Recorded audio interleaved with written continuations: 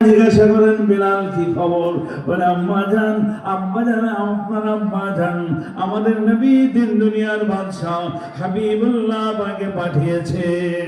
তিনি সর হয়ে সফর থাকাকালীন পিরিয়ডে, অন্য যুদ্ধে থাকাকালীন পিরিয়ডে তিনি যে লাঠিটা ব্যবহার করতেন, ওই লাঠিটা আপনার আব্বা জান আমাদের নবী তিনি চেয়ে পাঠিয়েছেন। তিনি চেয়ে পাঠিয়েছেন, আপনি লাঠিটা দেন, আমার রাসূলুল্লাহ চাচ্ছে। সঙ্গে সঙ্গে আম্মা জান বলে উঠেন, ও বেলাল, আমার আব্বা জান তো আরো সওয়ার হতে পারবেন না, সওয়ারের উপরেতে আমার আব্বা জান তো আর জিহাদে যেতে পারবেন না, যুদ্ধেতে। আমার আব্বা জান ওই লাঠিটা নিয়ে কি করবেন? কেন আমার কাছ থেকে চেয়ে পাঠালেন বেলাল?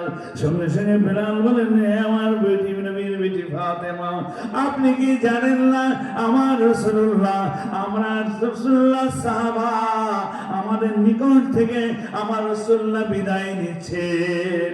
বিদায় নিতে নিতে রাসূলুল্লাহ প্রত্যেকের কাছ থেকে পাওনা সমস্ত কিছু রাসূলুল্লাহ ওই নিজের যত কিছু পাওনা, যত কিছু কিসাস বদলা তিনি সব কিছু নিজে হাজির হয়ে তিনি নিজের উপর দিয়ে কিসাস বদলা নেওয়ার তিনি হুকুম দিতে চলেছে। সঙ্গে সঙ্গে হযরত আম্মা জান ফাতেমা জোহরা চোখ ভরা পানি নিয়ে বলে, ও বেলাল, কে এমন ব্যক্তি যে দিন দুনিয়ার বাদশাহ হাবিবুল্লাহর কিসাস নেবে, হাবিবুল্লাহর বদলা নেবে, আমার রাসূলুল্লাহর বদলা নেবে? কে এমন ব্যক্তি আছে? ও বেলাল, আমার রব্বা জানের বদলা নেবে কে? বেলাল কে আছে?